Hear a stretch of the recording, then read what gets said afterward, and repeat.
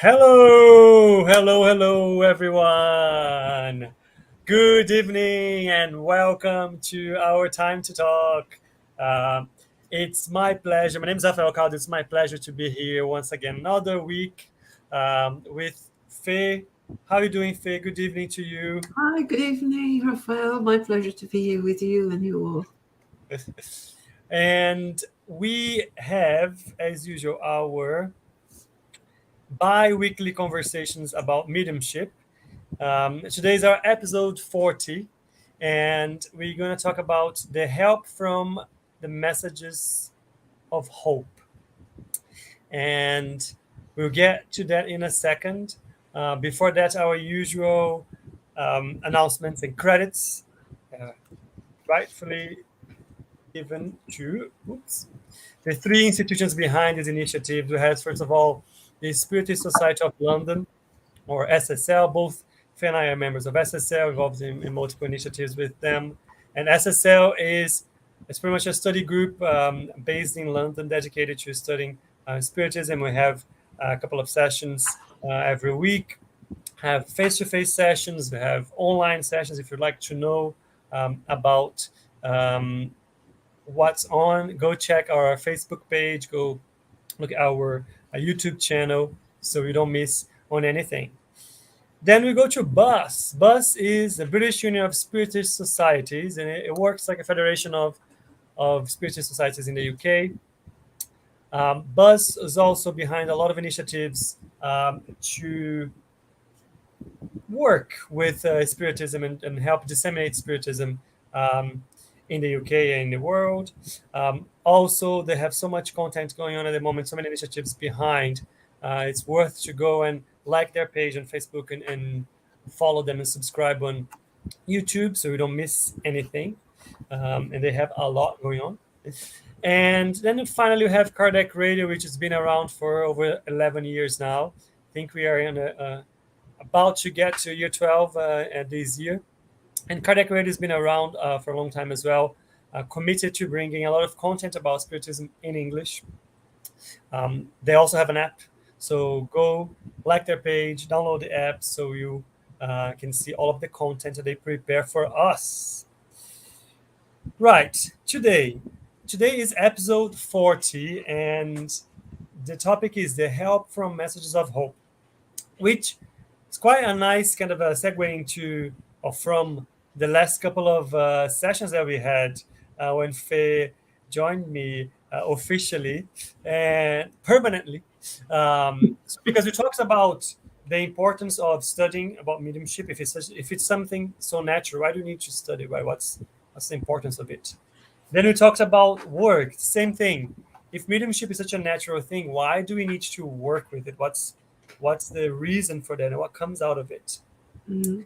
And I think this is a very natural evolution of the conversation, because I was talking briefly with Faye about ideas of what we could bring, and she mentioned about specific groups, spiritist groups, or spiritualist groups in some cases, that are dedicated to studying the messages that they receive from the spirits through mediumship, and also the element of hope that comes out of that those initiatives.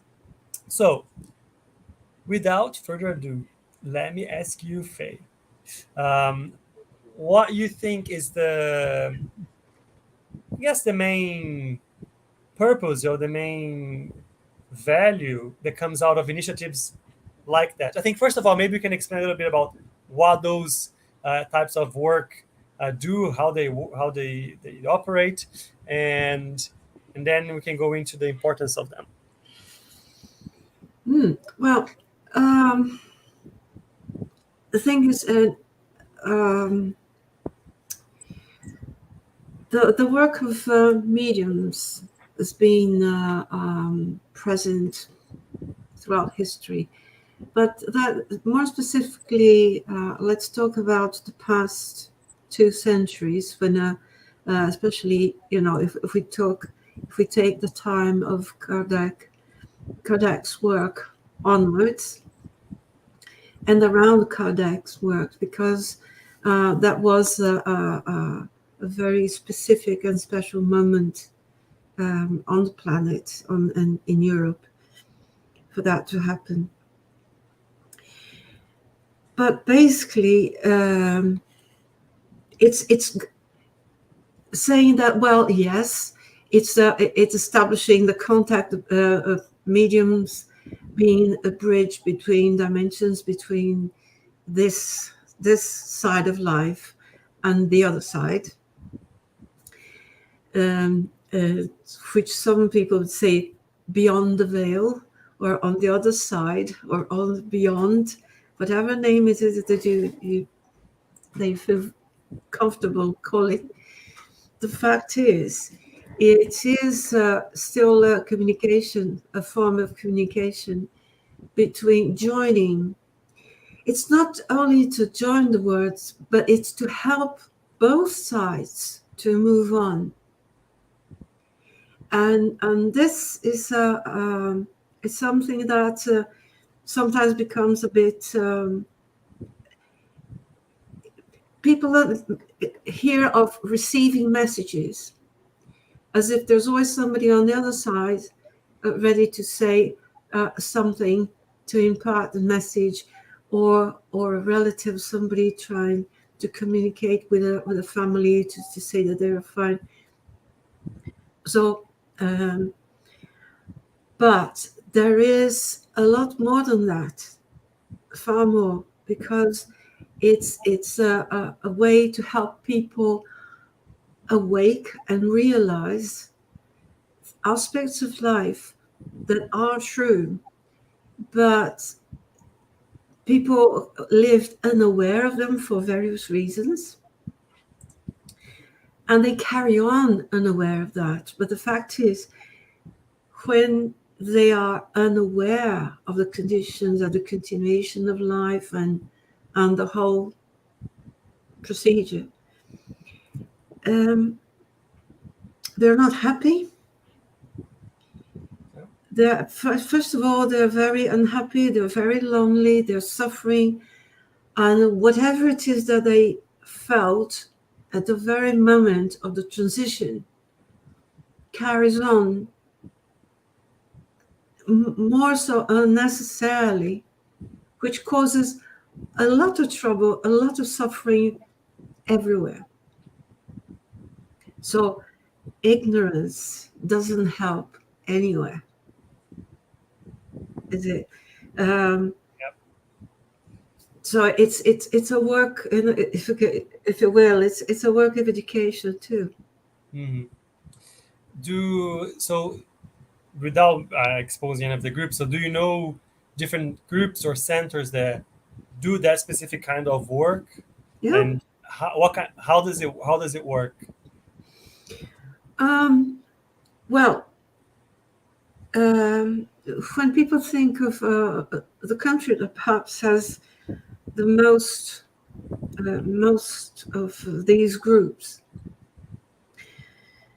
would be Brazil, because of their traditional, the way that the Spiritism has spread and stayed as natural, almost. Or even though they say, well, that there are differences, but it's almost like a second nature, because when you visit a study center, a Spiritist study center in Brazil, you will see people from all walks of life, all religions, all philosophies. Everyone takes some of it, simply because it's so encompassing, isn't it? And you know, you can find the same truth and the same conclusions in simply every religion in the world. Remind me to say something about it later on. But in Europe, they're happening in Europe as well. So there are groups getting together physically, presentially, in the UK, in every country, in Germany, in France, in Romania, Sweden, everywhere, every single country. But there are groups of mediums And the UK, we have one that's particularly interesting that has started to do the work online. And that serves to not only to carry on with with this much needed program of charity of work, because at the end of the day it is charity, um, but it shows in a unexpected way. And the pandemic has helped in that way, because the restriction of a pandemic, think of it, weren't it for the restriction, we probably wouldn't have seen it so soon. Yep, So there are always two sides to everything. that's true.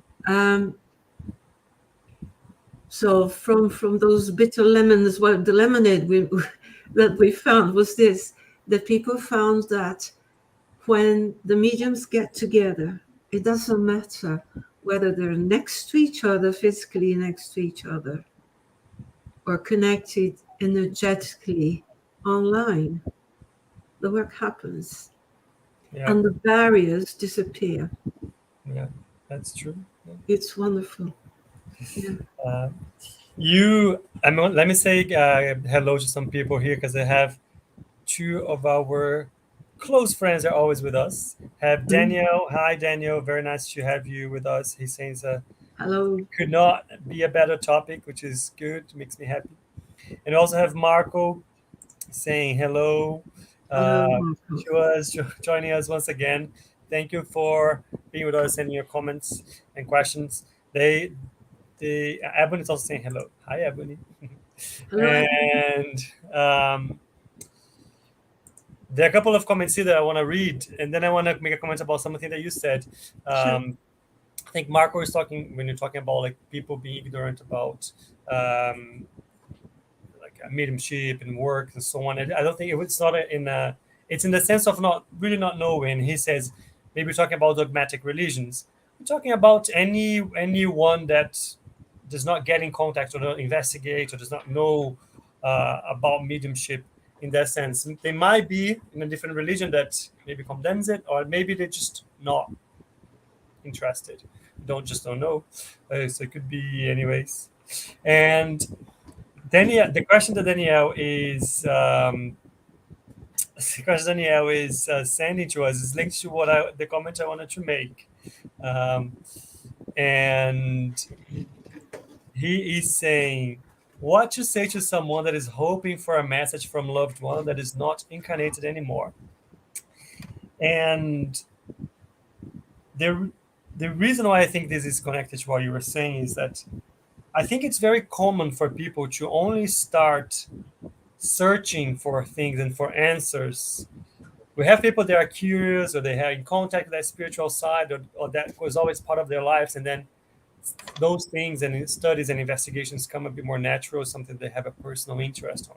We Hmm. have a lot of people that go through specific issues in life themselves or their families, or they lose somebody, and that ignites the questions, ignites some emotions and so on, that makes them search for answers that they were not really looking for before.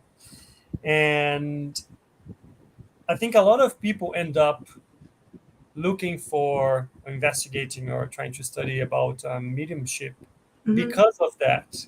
Yeah. And I think that is a very strong connection to what you were saying, because um, mediumship is there. As I said, we always repeat the same thing. It's something natural, something present. All of us have to a certain level. Of course, usually people talk about mediumship, they're talking about ostensive mediums that can see or hear or something like that. But in reality, we all have this level of interaction with the other side. Hmm. And you mentioned something that I think it's super important, which is both sides.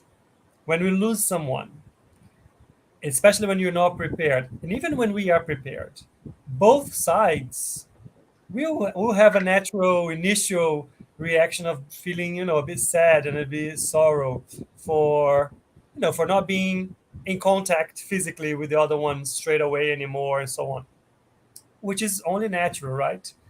Yeah. However, the understanding of mediumship give us what?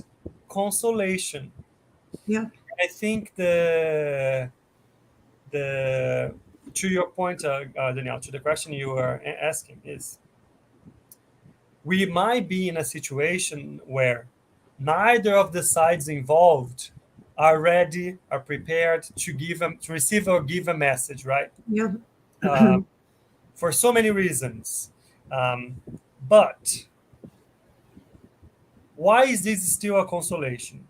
Because the more we study, the more we see that our prayers, our thoughts, our intentions, our feelings towards one another can be felt, can be Mhm. perceived. They reach their destination. So I know I'm an anxious person. So if I want to talk to somebody, receive a message, I want to receive a message. I need to solve this problem. But with the knowledge that I have, it gives me a bit more to kind of sit down, reflect, and find within me the consolation that we will be together again. That on the other side, they will be able to receive, if not straight away, as soon as possible, as soon as they are in a situation where they can understand my Mhm. thoughts, my prayers, my wishes to them, and vice versa. So I wouldn't discourage. I think it's natural to be curious about it, and I think it happens. No, I wasn't. I wasn't discouraged at all. At all. What I would say is that first of all, I think it's natural. It's a proof that there are bonds, and those bonds go beyond changes, even those major changes, like someone passing on. Um, so when people feel and they want to know, they really want to know, are you okay? Are you well? So they instinctively know, they feel.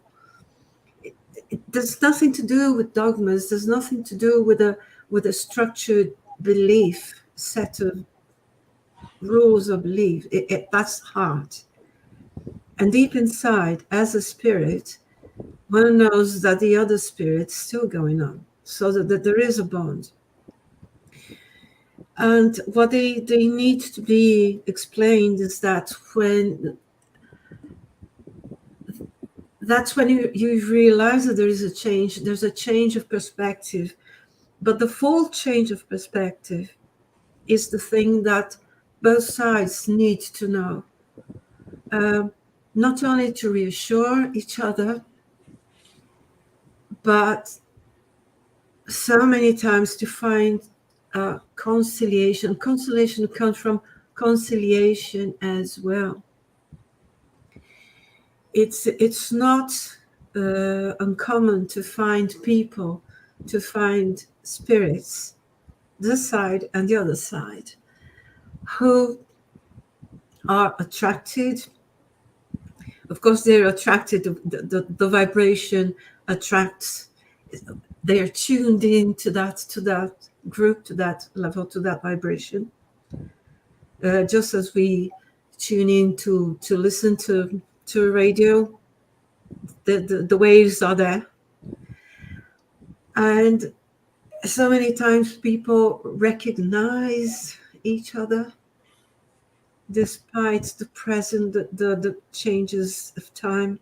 They recognize old friends, old enemies, um, partners that didn't work, whose partnership didn't end up well, and they departed.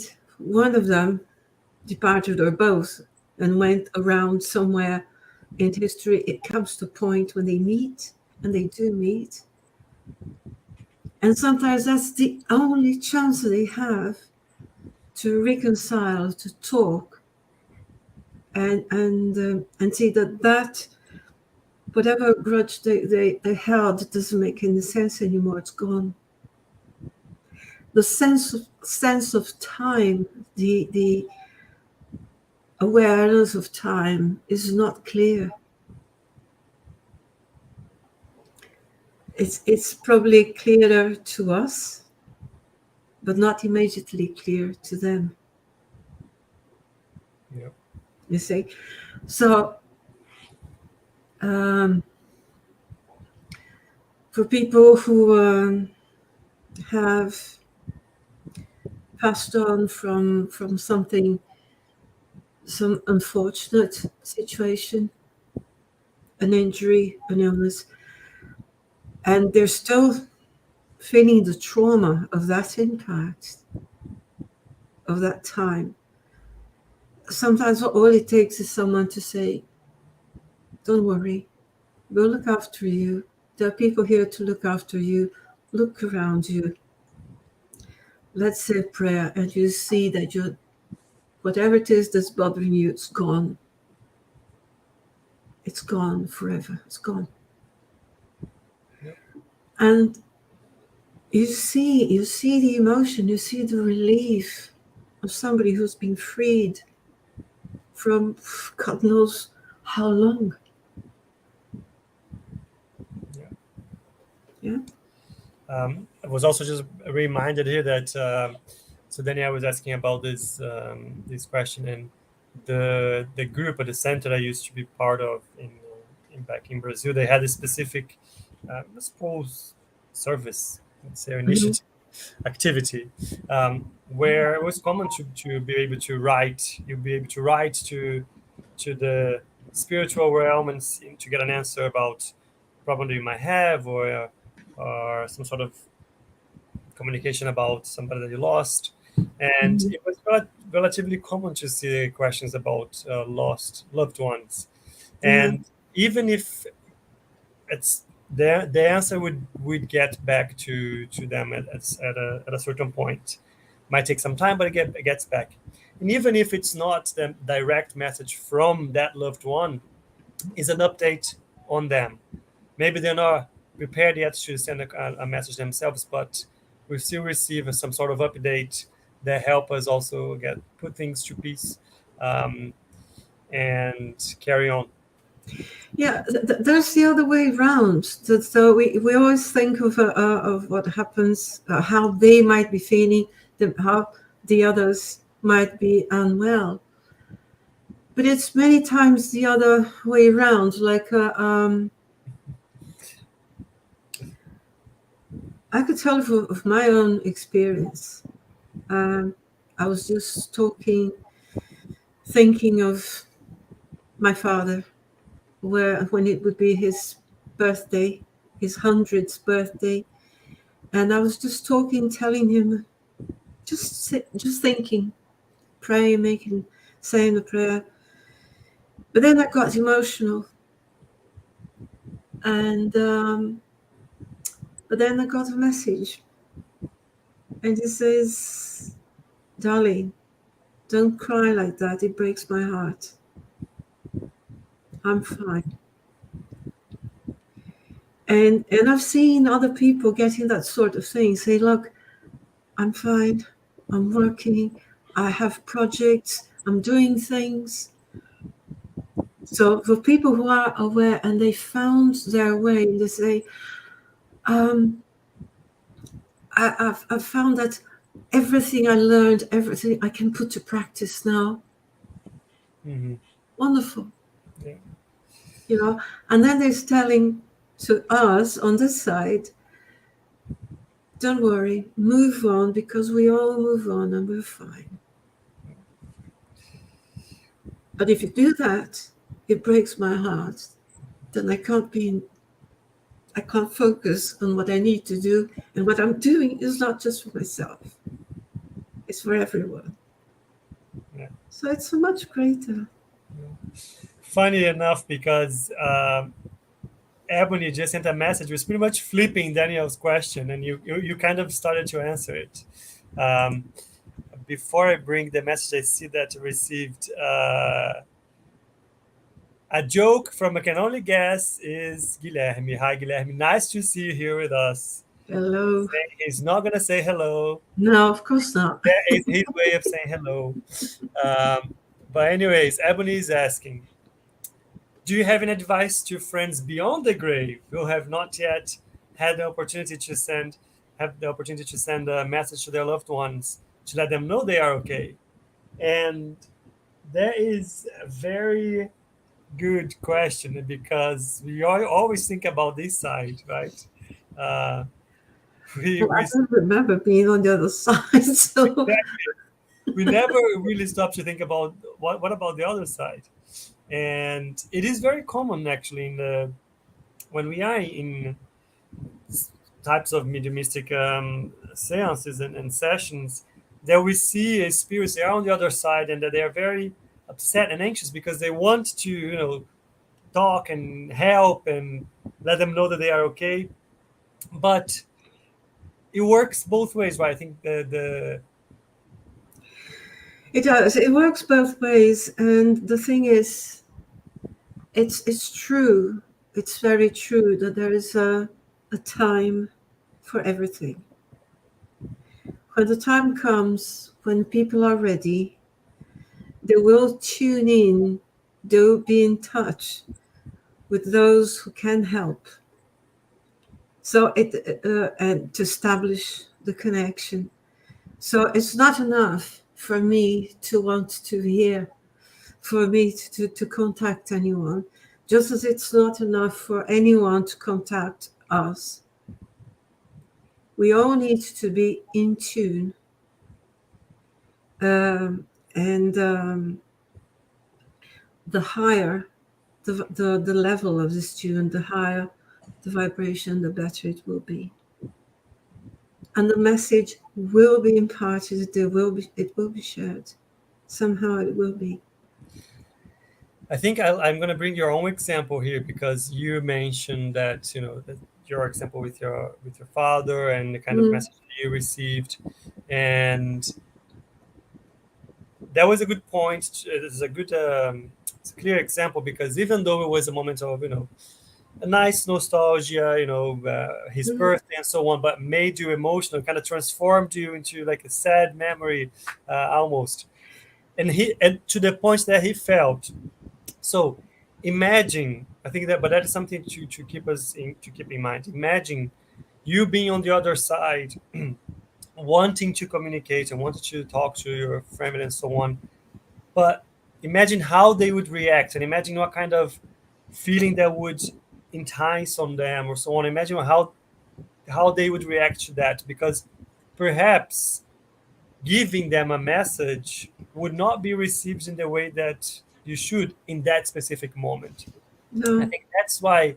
But in the end, the same type of thought applies in terms of a prayer for the higher spheres to help them, a good thought, a good memory, good wishes. yeah. Those things go in that direction. You can simply start with a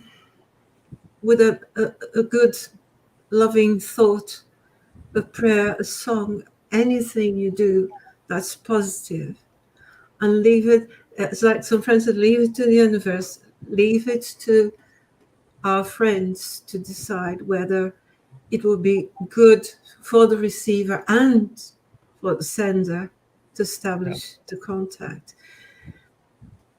And yeah, this particular episode had some developments that were really, really beautiful. Yeah. Um, may I just read a paragraph that I found about related to this, and this was written in 1920. Okay, Wow. it's the preface of a book that was written by Professor Sir Arthur Conan Doyle in the presentation of this book, and it's a book about a priest from the Church of England, a vicar from the Church of England, a Christian, pure Christian like that, but he developed an interest and admitted and accepted that he himself was a medium. And just almost in the lights of the work by Kardec, his mother had passed away, and she never, ever had any interest in anything. She didn't even go to church. He was a priest, but she didn't. And some of the people who first and were constantly gave him news from the other side, describing things that André Louise describes as well. But she was talking about this area of England, was his mother. So she learned, she was taught. And then he wrote it like this: we're told that those who have passed from our earth life inhabit the nearer spheres, amid surroundings not wholly dissimilar from those they have known in this world. So villages, they're not so different. That at death we shall enter the sphere for which our spiritual development fits us. We'll go where it fits us, she says. There is to be no sudden change in our personality. We shall not be plunged into forgetfulness. And a human being is not transformed into another being. So small a thing is the change, which we call death. It's very tiny, that many do not even realize it. They pass on and they don't know it. They have to be taught that they are in another world, the world of reunion. Okay? And this refers to the work that the medium does. They help them learn. And both sides learn. Yeah. And that becomes a world of reunion. It's quite powerful and beautiful. And when you were reading that, and just think about it, this was written in 1920 in the UK, and just not studied enough, explored enough. And I was thinking about still talking about Ebony's question about what kind of advice we give to the friends from the other side, trying to send a message of consolation to the loved ones still on this side. And we were talking about sometimes you're not ready, right, to receive the message on any of the sides. But if we are not, I think the question, if I am on the other side and I can understand that my proximity to my family is not possible, it doesn't generate the right emotions, feelings, or ideas that I wanted them to, because they're still too sad about me or because they don't have the knowledge, then we need to, just like we would do here on this side, we need to tackle our objective and our situation from a different perspective. What can I do then to prepare myself or to help them be ready? Right? I think it's, I would think it's both. And I'm thinking of, now, as you say, and this is a good question from Ebony. I remember of some examples because, again, when the time is right, and this is one thing that the spirits, when they are anxious or they want to see their loved ones, it could be mom and dad for a child, it could be anyone, and they're told, don't worry, you will see them again, you will be with them when the time is right, don't worry about it, it's going to happen. So first of all, it's an honest information. It will happen. And many times when they will visit, they'll see people, will feel their presence. They'll probably meet in a dream. Sometimes they can feel a perfume. how many times people are talking about a loved one, and that this is of perfume, flowers, and that's a way of saying, "I love you. I'm here. I'm carry on."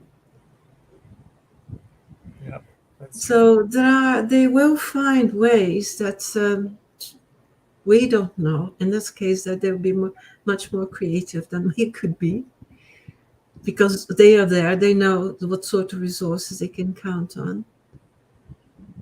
But it's to trust whoever or wherever we are. Trust light. Trust God.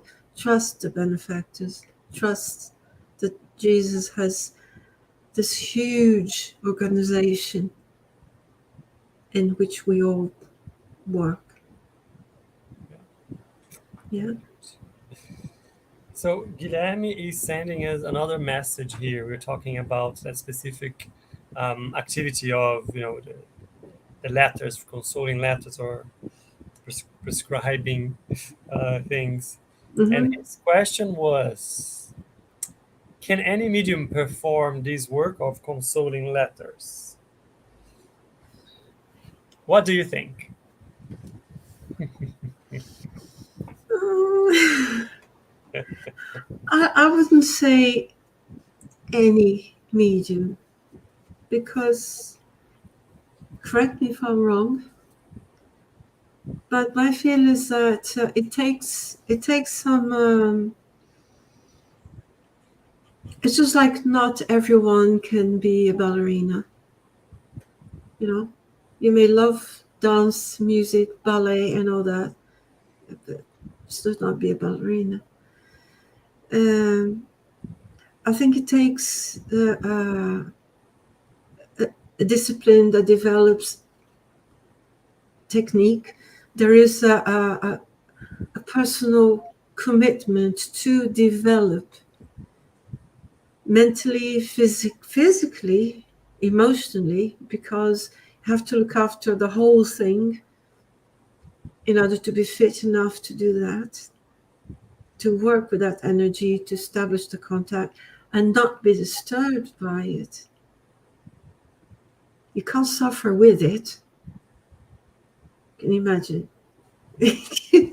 you have to be sympathetic, but learn how to deal with that, and how to deal with the amount of energy and information that comes. So I don't know. I may be wrong. I think I I I understand what you mean, and I think I agree with you in the sense that um, it's not something that you can just flippantly do, like decide and you know what, now I'm doing this. Um, but because I think to get like the good results, that's what you said, right? You need to have. If you think about medium is just the intermediary. So if you are receiving those messages, you need to be working with the other side and a team on the other side that will be willing to help, willing to investigate, willing to go look for the answers. We need to see who can give the message or not. So I think can is a good verb in the sense of, is it possible? Yes. Now it is possible, right? If you are a medium that receives messages or able to hear or write, you can. But how? The how is the thing, because it just takes everything that you said, Faye, to get the results for that kind of activity. Yeah, it requires the commitment to study and to practice and be guided. Yeah. Um, and You can I just interject on something? You said something that's quite nice. Be guided, because we also need to realize that when we're talking about a mediumistic work, it's not the medium's work. It's the work from the other side, that the medium is just being a tool yeah, for the execution. right? So it's not at a medium's will. The medium's will is important, but it's not at a medium's will. You know what I mean? Yeah, exactly. I put myself in a. It's a very simple, very mundane example. Please don't mean any offense, but as a medium, operationally, I'm a bit like my mobile. It's there. If it's whether it's we assume it's good because it's a good mechanism. It's being looked after. It's being nurtured. It's there. But whether it's going to establish a good or a bad connection depends on both ends. Yeah. It depends on the intentions of who on both sides. Yeah. It's a good question. How that's something that would a question that I would put back is also, without everything that you mentioned, how do you know that the answers that you're getting are right, are correct, are trustworthy? You need to get to know and trust whoever you're working on, working with, on the other side. And to get to that level, everything that you mentioned is necessary, right? The discipline, the commitment. Yeah, and there must be, you have to be in an environment that is properly secured, Yeah. prepared, supported. It's not just, right, I'm going to receive Julius Caesar. No, it doesn't work like that. Or how many, and just like one of these Englishmen said, well, you can take messages from Cleopatra every month, So so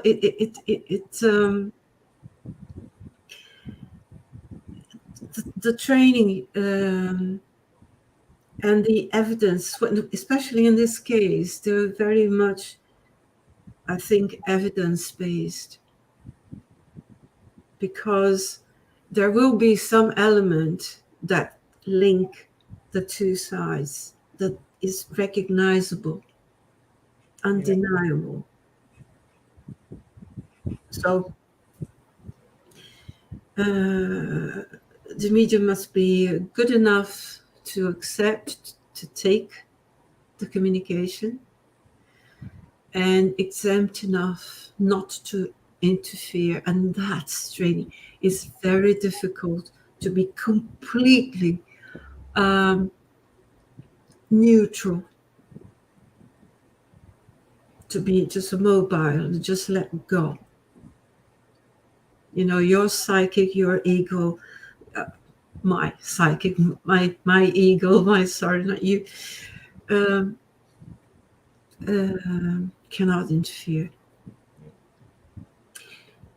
because the problem with that is beyond disappointment. You can the medium can start to build false hopes, and a false hope is worse than having none. That is true. I think give a message that's not true, it's not genuine, and it can do one can do a lot of damage.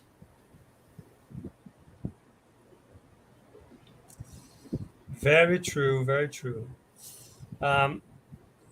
We still have 15 minutes. I want to bring a little passage, a couple of questions that we were studying earlier today in our study group in SSL from the Spirits book. So let me bring them on, because it was meant to be. Oh yeah, and I have a sorry. It was meant to be. It was meant to be. Look, we were reading. So this is a Spirits book, and this is part 4, chapter 1, and there's a sub item called "The Loss of Loved Ones." And the Spirits book, for the one that are not familiar, is a book of questions and answers. Kardec asked questions to the spirits, then he collated the answers from multiple mediums spread all around, and then he consolidated the answers that were confirmed by different sources. So, Kardec asked, let's start with the first one. Question 934. Doesn't the loss of loved ones cause us suffering and act as a legitimate source of sorrow, since such loss is both irreparable and independent of our will? To which the spirits answered, this cause of sorrow strikes both the rich and the poor. It comprises a trial or expiation and a law for all. It is a consolation, however, to be able to communicate with your friends through the means available to you while awaiting other ways that are more direct and accessible to your senses. I like many things in this question and answer. Um, but one of the things that I like is that the spirits, they don't, in this specific one, they don't answer directly, right? They just say, yeah, everybody feels sad when they lose someone. It afflicts everyone. It strikes both the rich and the poor. It's anyone is susceptible to that. But it's a law for all. It's just part of life. Faye was talking about how, in the message from the Sir Corner that I received, his mother said that most of people don't even realize it when they passed, right? Because it is just the law. It's just a natural thing. It's just another day. Um, but here, the spirits come and bring, and they're pretty much saying you're focusing on the wrong thing. The consolation is the communication is out there. All of us have ways of doing that. We might have different means available, right, to us, depending on what we do, how we are, etc. But all of us are able to communicate. Yeah. And you see how things work, Rafael. You do your study, your research there, and I'm doing here. We're preparing to talk about this. Following that, may I add what I found? Yeah. That was written in 1945 by Lord Dowding, which was the commander of the Battle of Britain. You know, a wonderful man, and it's a chapter of Lichgate, The Entrance to the Path, one of his books. And the chapter is Mediums and Psychics. Yeah?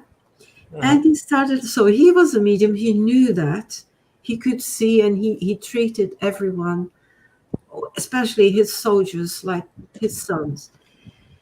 And then he says, now, perhaps it might interest you to hear some of my experiences with mediums outside our own circle, so outside his group of study. I should explain that I do not join any other circle, and I do not sit with other mediums except for some good and sufficient reason. It has been indicated to me that it is desirable to avoid any unnecessary mixing of vibrations. So that if he felt he was not in the right vibrations, he might disturb other people's work. The most common reason for the breaking of my rule is the information that there is a group of RAF boys on the other side who would appreciate a visit. So he knew the boys. In such cases, I always try to go at once to talk with them and to wish them well.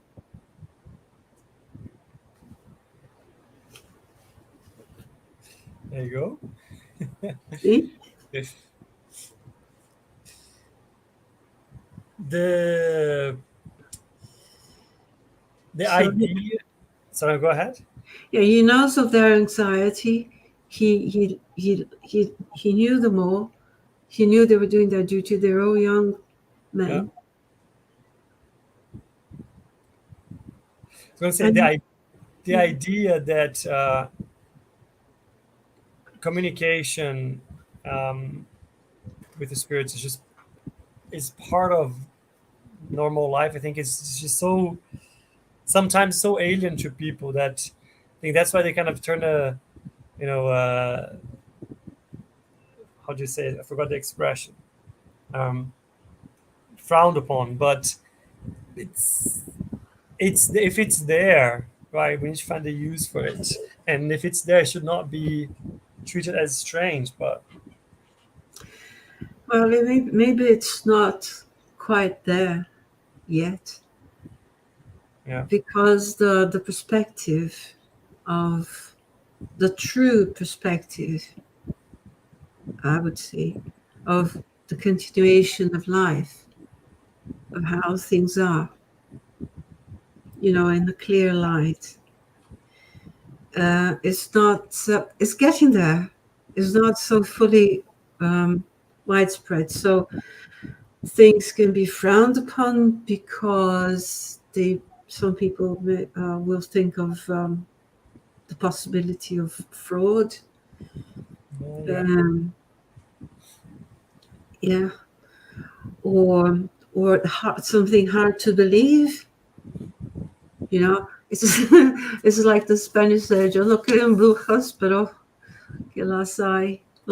So I don't like them. I know that there is, but I don't want to see it. I mean, so I'm not that sure. And but that's because so much mystery has been built around it, and so much. And the midnight films don't do don't us help. favors, do they? Don't really help. I think on that, I'm gonna read the next question from the same part in the Spirits book All because right, please. just we'll have 5 minutes, we'll be able to do it. So Mm. the very next question, again, the Spirits book was written, I don't know, 1850 something, and the very next question that Kardec asked back then, 170 years ago, was pretty much what you're saying now, Faye. What about the opinion of people who regard communication with those beyond the grave as sacrilege? Uh, so, not something that we were starting to kind of face and battle, let's say now. Um, the spirits answered, there can be no sacrilege where there is reverence and when the evocation is made with respect and propriety. The proof of this is that the spirits who have affection for you take pleasure in coming to you, and they rejoice in being remembered and in being able to converse with you. There would only be sacrilege if evocations were made frivolously. Then we have a little comment from Kardec, just as one paragraph. So I'm going to read it. The possibility of entering into communication with spirits is a very endearing consolation, which gives us the means of conversing with the relatives and friends who have left the earth before us. By our evocation, they draw near to us, remain at our side, hear us, and reply to us. There is, so to speak, no longer any separation between them and us. They aid us with their counsels, and they bear witness to their affection and the contentment they experience through our remembrance of them. It is a satisfaction for us to know that they are happy and to learn from them personally the deals of their new existence, acquiring the certainty that someday we will rejoin them in our turn. Mhm.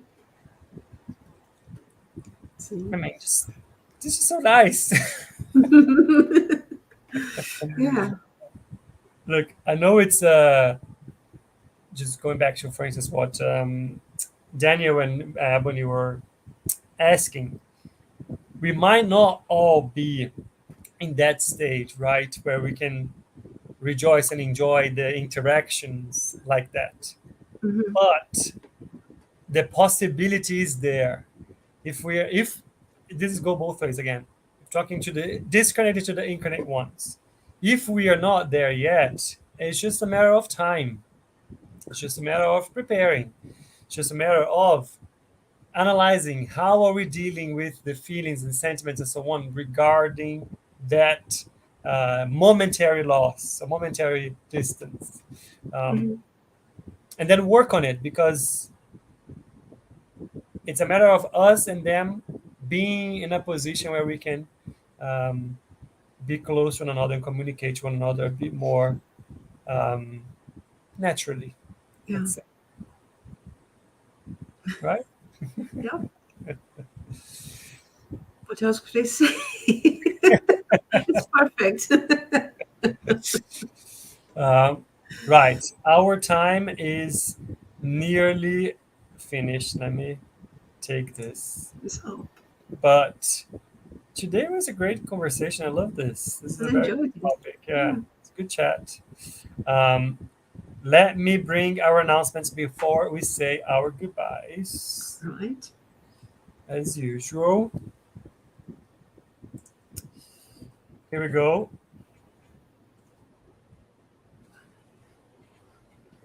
We have our Astral City studies every Monday now. We changed that.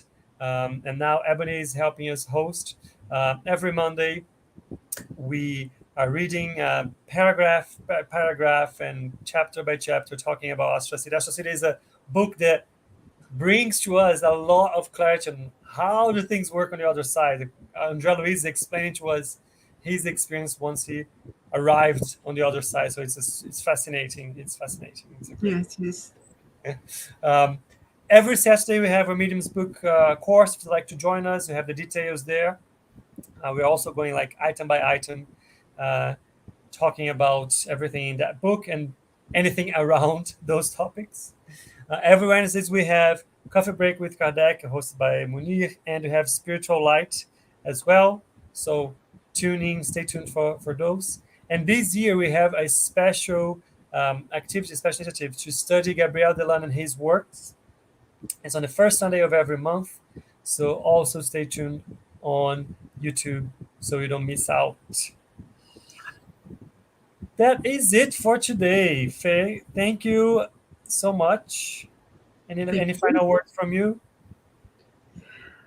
Um, yeah, actually, if that's this is I'd just like to get people aware that in April there will be some fantastic studies, short videos that will be on air by the International Spiritist Gathering, and I can tell you that there are some wonderful, very clever, fresh views on all this from different countries.